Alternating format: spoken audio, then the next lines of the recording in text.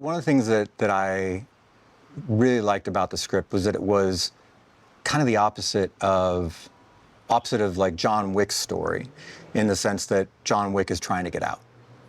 This was a story about a person that was deciding and wanting to get in and become an assassin.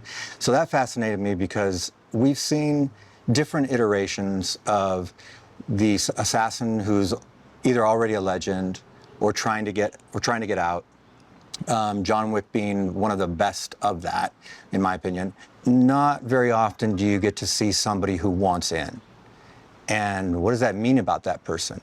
Like, what makes a person decide, you know what, I think I should become an assassin? And what mentally is going on there to get to that point? It's twofold with Eve, because it has vengeance in it, but it's also a connection to her father in terms of a surrogate family. She no longer has a family, and so there's the want of family. It's also a connection with where her father, trained.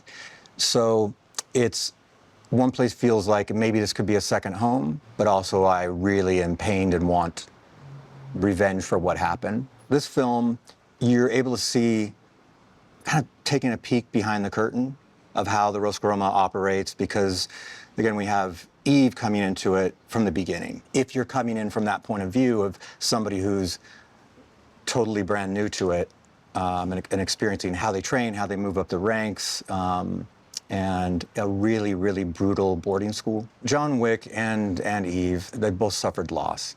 And so there's a commonality there. They cross paths hardcore.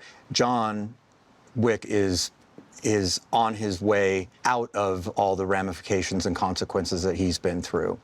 And Eve is just beginning to go down that road. There's understanding, but also a warning of, advice. I don't want to say bigger brother, but in terms of real life, of a bigger brother's been through it and says, just understand what you're getting yourself into if you go down this path. The thing that was absolutely wonderful about Anna within the training, because it's a lot of work. It's so brutal. You're a character that's beginning this path. You're becoming an assassin. So you're also going to get your ass kicked. You're going to get thrashed. And she's like, cool, okay, cool, I'm in. And like we'd on set, it would be, she'd show up, show me the bruises, the marks, the scars, and they became like merit badges. She's like, I'm like, this is what it is. And the thing that she is wonderful at, and I think a lot of people don't really think about this too often, of you can really have the choreography down, have perfect choreography, but if it feels like you are remembering it and even doing a brilliant job, a lot of times the acting is secondary to remembering the choreography. And she is acting all through that, which is, for a director, amazing. Norman and I was an idea of mine from the very beginning. I've worked with Norman before, and I just have always liked his style and energy, and he has a very specific quality about him that I think just fits in the John Wick world. You go Norman Reedus in John Wick universe? Yeah.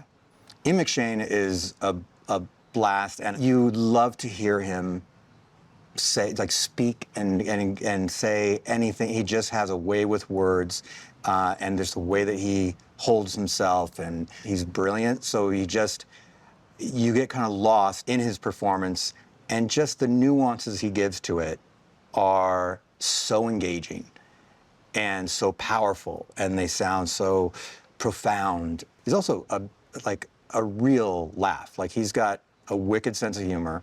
He knows the character so well. It would be as much fun of shooting with him as just the catching up and stories from him. I told Angelica, this is going to be a little darker of side of the director, and she's just like, okay, I love that, and she's so darling. She's phenomenal to work with. Lance Reddick, who's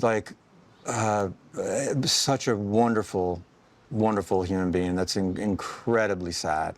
He's a beautiful, like, beautiful person to work with. And he was a joy. He's also such a, like, he was such a geek fan of the genre and comes with all these interesting ideas, and it was heartbreaking. He was wonderful. Keanu is one of the coolest and most professional actors I've ever worked with. He's immensely dedicated. I'd never met Keanu. It's surprisingly, in all these, I've never come across him socially, and so I know as we all do, like his reputation of being one of the coolest to work with that has ever been created. I don't know how else to say it. I loved working with him. The entire stunt crew is fantastic. Not only are they lovely, lovely human beings, but and I've known some of them from the past, and I've worked with a couple of them, but not as the team, as the official like John Wick team. They have a cleverness within the choreography. There's a wit within it that it's, if an action sequence, especially in this kind of film, if an action sequence can also make you smile while going, that is hardcore, but also I'm smiling because I'm enjoying. It's fun too because it's clever. And they have very, very clever ideas. The ice skates. I had this idea of, I went and bought some skates and put them on my hand, like how would they fit into the, I put blood on them, and I would do these little videos. And love the idea of how fun would it be. She uses these ice skates as gauntlets. That's pretty brutal. So that that informs then the sequence of that's a new weapon. So then that's going to take place. Where would she find skates? Well, she would find them in a boathouse, so that kind of evolves that way. I think what you're going to love is that it's a lot of fun. It's a new take on a different perspective of coming into the assassin world, because this is a character that is starting, is wanting to become an assassin. So that's a very different entry point, which allows just a fun way to look at the world from a different view. The action is incredible, like sequences that we've never seen before. And that's something that's very important to me. What have I not seen before? It's clever. It's got a twisted like wit to it. I think they're gonna love what Anna does and how she plays this character, and they're gonna have a good time.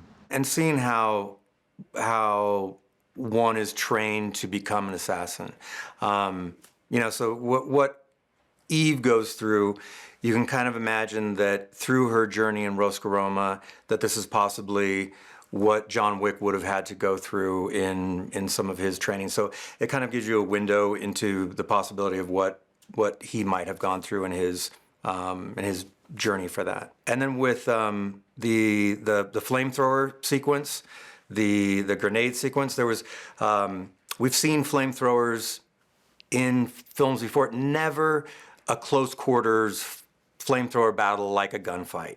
The same thing with the grenades. Again, have we seen grenades in film? Yes, okay. But what if we did grenades that was more like a snowball fight, and a close quarters grenade just fight? And so if you find either the environment or kind of mix certain things together, then your action sequence is just it's gonna inherently be different. So that's one of the things, at least that I look for, is what's the unique idea behind it first. It has a lot of intense, insane action, and it's also within the action journey. It also there's a mystery that is very interesting, I think, as well.